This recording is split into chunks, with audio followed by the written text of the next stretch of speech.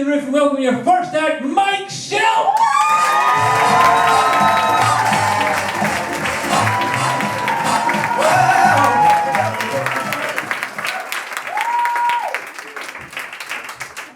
Hey, so I just want to start out really quickly by saying I'm sorry. A lot of you might not be able to see this in the back there, but I tried to grow out my mustache, and I figured that before I outed myself as someone who stares at rocks all day long, you should know that staring at rocks and growing your mustache are not two mutually exclusive activities. In fact, some of the best geologists I know have the most epic mustaches. And before you think I'm being a raging sexist, that includes the ladies.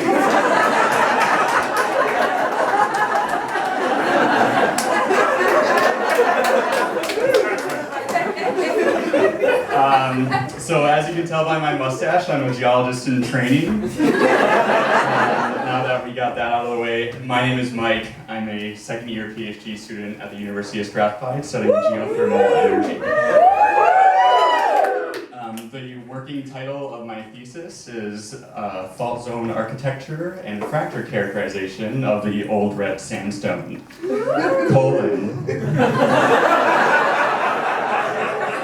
a potential deep geothermal aquifer with shit tons of anisotropy and heterogeneity, comma, hashtag geology rocks, hashtag rocks are hard, hashtag get some, hashtag geothermal, hashtag the cold never bothered me anyway. I think my supervisor's gonna really like that one, but I really haven't submitted it to her yet, so we'll see. So moving on, geology is a really difficult subject to get people interested in. You usually start losing their attention at the first mention of a rock, and then gain it back when someone starts talking about things like fracking, or like a giant sinkhole opening up in the ground and consuming someone's house, or you have that one friend who really wants to know the spiritual energy of their crystals.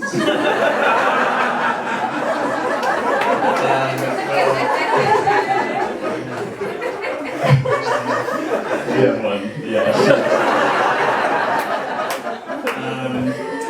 Anyway, so one of my goals tonight is to actually kind of take the world that we live on and make it a little bit more relatable. And so, some quick fun facts.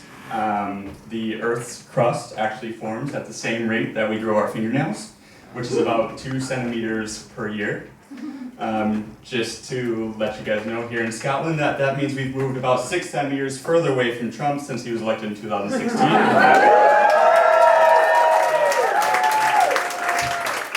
that's pretty neat, right? Some other fun facts, human beings are made up of about 60% water, and the Earth's surface is made up of about 70, which is close enough for me to want to make this comparison.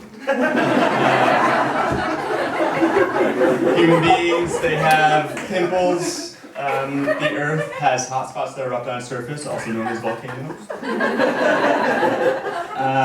Human beings have bubbles of personal space, and the Earth has an atmosphere.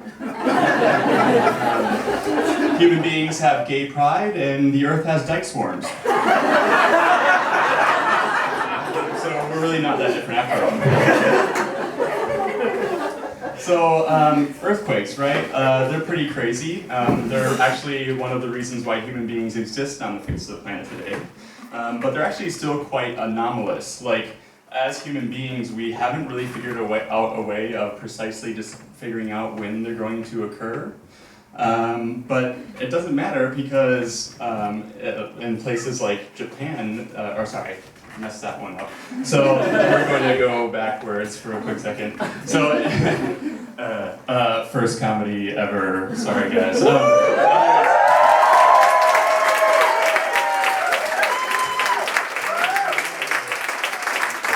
so we can't figure out how to detect them. But there was about like 100 160 of them that happened just yesterday around the world, which is pretty crazy, right? Other cool things, so in Japan, they actually think that earthquakes are started because of a giant catfish wiggling underground. But then what's even cooler is to get it to stop, they have like this giant Hulk Hogan looking Japanese dude come in and choke hold it back in submission. In Scotland, you can actually tie the Loch Ness Monster mythos to monstrous rumblings of an earthquake on the Great Glen Fault about like 1,000 or so odd years ago. Yeah, that's not funny, that's just cool. So earthquakes actually result from tectonic plates kind of shuffling around on the surface of the Earth. And so those earthquakes are actually kind of like accommodate the movement of these tectonic plates.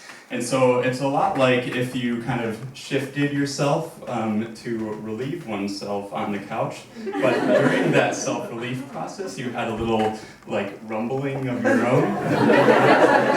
You catch my drift? Hashtag winky face. All right, so basically during one of these tectonic shifts, the environment formed in a way that human beings could actually evolve from being tree dwellers to walking around on 2 feet. And then it was only a matter of time before they invented beer, and well, you guys kind of know what kind of shit happened in order for us to get to where we are today. And if you think about it that way, human beings are actually really just one of Mother Nature's giant hangovers. But it's okay, she's taking some CO2 tablets, she's gonna go lie down for a little while, and she'll be back to normal in a few thousand years. Perfect. So as I said earlier, that I study geothermal energy, and that's pretty cool for me. I get to wake up and look at cool rocks. I get to promote renewable energies and fight climate change, right? What I really tell myself is that I get to defeat the environmental forces of evil. I am Mustache Man.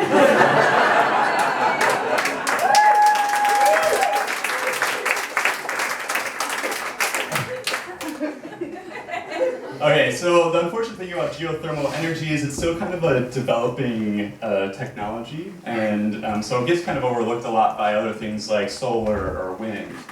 Which is cool, but I'm here to tell you today that geothermal is where it's at. It has a longer lifespan generally than a lot of other renewable energies. It can actually contribute to direct heating of your home, which no other renewable energy can do. And it has kind of a smaller footprint than a lot of the other renewable energies in the developmental stage. So basically, what that means is that geothermal energy is like a McDonald's Happy Meal. It's hot, it's fresh, and it's just for you.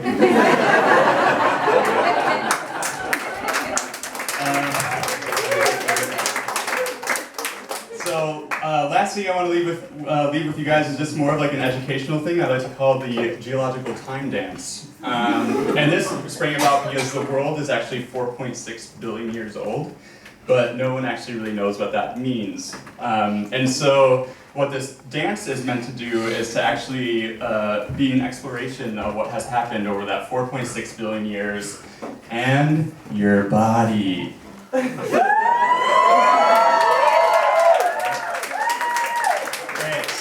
So, was that good? Yeah! I had someone in the back actually tell me how I need to do that. So in the back, sorry, you have to keep your back horizontal to the ceiling and then get that deep stretch. Yeah, it hurts right here. Anyway, that's how you explore your body, people. Okay, so anyways, exploration of your body, right? So the way it works is that at the top of your head, we have where we are in present day, right? We're here now at the top of our head. Then you start going back in time all the way to 4.6 billion years ago, which is at the bottom of your, so sorry. At the bottom of your toes. I don't know why I keep joking around.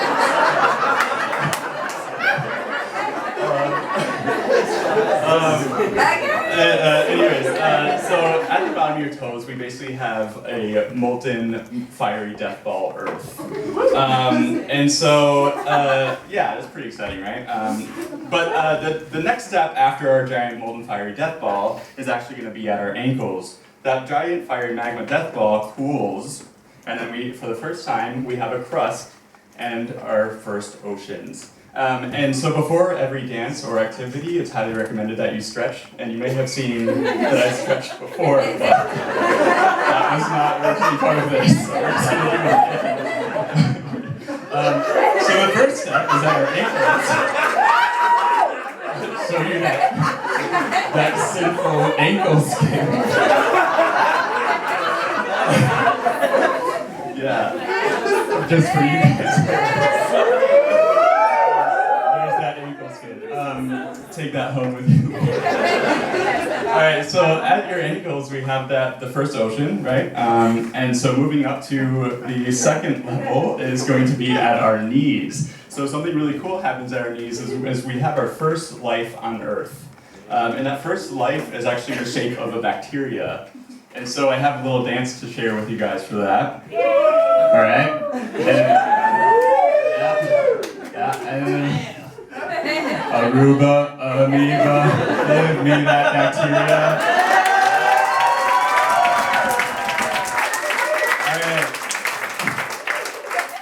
Alright, so we had our first life on our knees, and for 1 billion years they basically just sit there photosynthesizing and pumping out oxygen. And so then at the next point we have our hips, right? So at our hips we have our first oxygenated atmosphere, right? That's pretty great, right? Everyone take a really big deep breath. Oh, big deep breath, yeah. Right? It's really great we have an oxygenated atmosphere, otherwise that would have tasted like farts and you'd probably be dead. Alright, so moving up, next level. So we have our chin.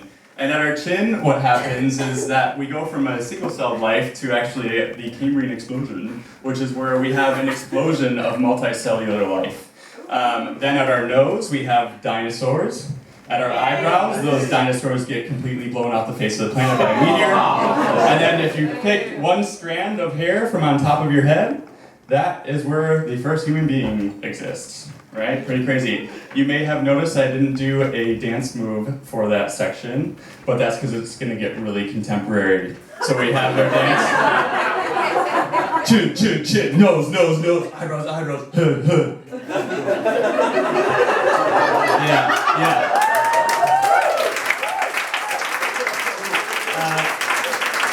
So you can take that dance to the club later.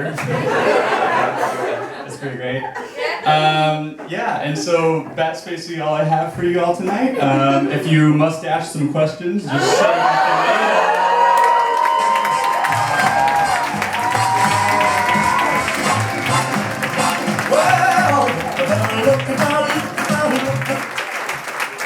Mike Schiltz, ladies and